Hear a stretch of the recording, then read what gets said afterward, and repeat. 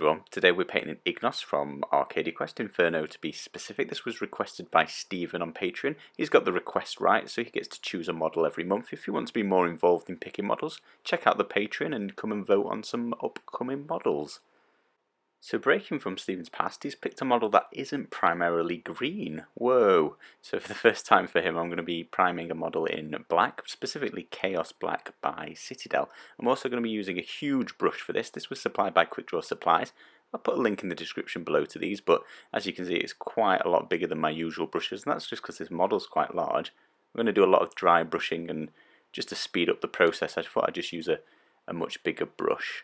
So here I'm applying Necromancer's Cloak.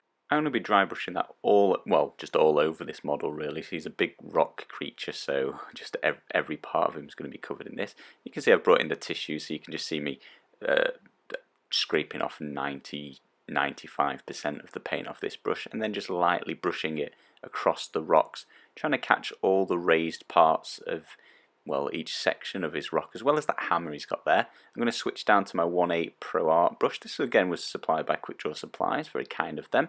I'll put a description in the link below for this. This is my favourite dry brush at the moment. And here I'm going to be using a mix of Necromancer's Cloak and Filthy Suit. That's 1:1 ratio, 50/50. And I'm using a smaller brush so I can apply it at a more precise level. And I'm just basically trying to apply this to the edges of all the rocks, mainly at the front, so like sort of where the light would be hitting him around his face and his fingertips, around his legs that are also poking through there.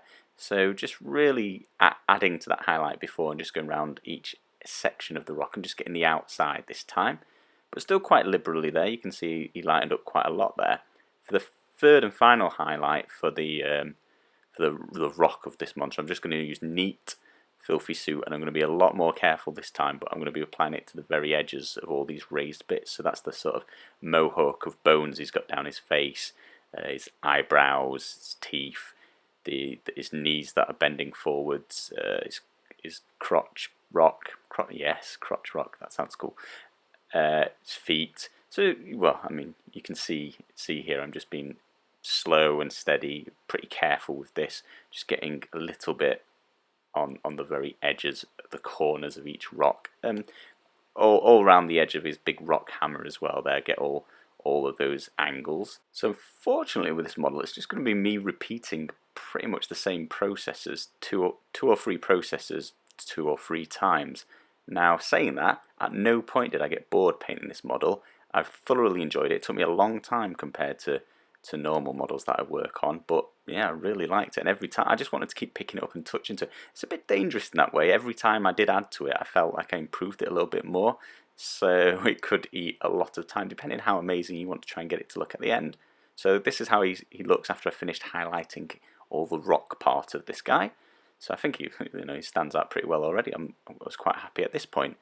So we're going to move on to white primer. This is by Vallejo, and I've switched down to my Art Pro again, Quick Draw Supplies. So I'm doing all of Quick Draw Supplies in this video, trying to get a feel for these brushes, let you know how I feel in the future. Don't forget to get a little bit of this white primer on the base there. It's very important later on. It's not, don't do that. I don't know how I managed to slip so badly. So I'm just painting his tongue in white here, and I'm getting these sort of flame elements that are coming out of his mouth. I'm also going to get his eyeballs in the same white primer, and here I'm just really laying an undercoat really, because if I didn't do this, it would take me a long time to bring up the lava colour that I'm going to want to paint this in afterwards. Sort of to bring out the red in the level I want it, I'd have to add many layers of red, or do lots and lots of blending until I get the red as bright as I think lava should be. So after I've done the eyes and the mouth, I am going to move on to doing all the gaps between the rocks of Ignos's body. This is going to take, again, quite some time. As I mentioned, there's only a few steps in this, but you're repeating them over and over again. So this is setting the baseline. So I'm being quite careful, because I just really want the white in between the rocks. I'm not trying to catch any of the rocks at this point. I've done a lot of the highlighting on them as I already want. So this is quite precise work, just getting that brush in bit by bit, just painting those lines in all over the creature. I'm going to skip forward quite a few times in this video just once you've got an idea for what I'm doing, and hopefully just so I don't have to, well, it's just so I don't have to talk constantly about it and you don't have to watch the same thing over and over and over. So just skipping forward there, moving on to his hand, and this was the most difficult part I found, just picking which parts of those joints to paint in. I didn't paint them all in white, and maybe I should have done it, so up to you. I mean, there's a lot of lines all over this model. Paint what you think will look best, but I'll show you plenty of times in the model you'll be able to see exactly which bits I did. So I also did the hammer, the sort of lava that's inside his hammer, just gave that a nice white base coat as well. And there's the bottom side to that as well, which I didn't capture on the camera, but I did do. So next we're going to move on to painting in the lava. I'm going to use gory red, hot orange, and white primer. That's mixed about 2:1 ratio, so 40% gory red, 40% hot orange, and 20% white primer. And this makes quite a bright red, and that's how I wanted my lava to look. Now if you want to shortcut this, what you can do is not loan your Vallejo bloody red to Benson and not loan your army painter abomination gore to your brother, and that way you could go straight to a colour that you want without having to mix up that crazy colour. So just a little tip for you there. So painting this colour, it's I'm being a lot less accurate, so I'm making sure I'm covering all the white. I definitely I don't want to leave any white behind here, but I'm also not fussed if I'm catching the sides of each part of those rocks, and that's because I'm going to want to add a sort of a glow effect to this lava to make it look as realistic as possible. The lava would not only be hot, but it would be glowing. This would be quite a bright light source, so I will want to lighten up all of the rock parts around each line of this lava. I'm also painting in his mouth, covering all that white with the same red. I should just skip calling this bloody red. That's basically what I was trying to build. And there he is. That's all the red basing done with the painting in the direct lines. After that, I'm going to take out my dry brush again, using the same colour, just applying a very, very small amount, just scraping that, and I'm going to scrape that along every single rock edge on the side where the lava is. So this is why the model took so long. I was just fiddling. Like, you don't have to do this step. If you want to skip this step, by all means do, but I think this adds a lot of depth to the model, and he's going to look pretty lovely by the end. After a little bit more time travelling, we're just finishing up this dry brushing of the lava down the sides of the rocks. And I'll just give you a quick swizzle so you can see how he's looking now. And I think that lava's starting to look a lot more realistic already. It's starting to give a bit of a glow just around the edge. It also fills out the space that you've got, because you've got to paint in a couple more colours in that red line. Speaking of which, we're on to hot orange next. So I've taken my number 0 Art Pro brush, so this is the equivalent of the sort of detail brushes you're used to seeing me work with, and I'm now going to be painting in this hot orange along every line of red, and I'm just painting this line down the centre of all of these red lines. It's maybe a millimetre thick. There's space to paint in another colour down the centre of that, because we're going to be painting yellow just to give the final colour on the lava, but I'm also making sure plenty of red around the edges is still showing, because I think it's cooler around the edges, so it's redder, orange towards the middle, and then yellow in the very centre where it's the hottest. Also doing his tongue with this orange, and I'm just going to be painting sort of 2/3 of his tongue there, just leaving the edges red. And now this orange has been watered down. It's probably about 75% paint, 25% water.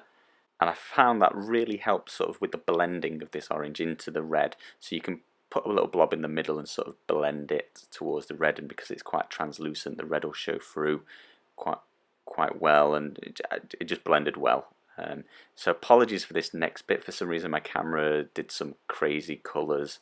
I'm not quite sure what's going on with this, and that's just for the yellow bit, so it is fixed by the end, so you can see what it looks like properly by the end. So with the yellow now, I've taken Moon Yellow by Vallejo, and I've mixed this about 50-50 with just water. So this is really, really runny, and what I'm doing is I'm finding the centre of all the joints, and I'm putting in a little pool of this yellow, Moon Yellow, and then I'm spreading it from the centre just in sort of lines up all of the cracks. So this is a good example here. You can see I put a little blob in, and then I'm just moving that from the centre finally out, thinning it. Well, it's becoming thinner because it's quite watery as I move away from the centre.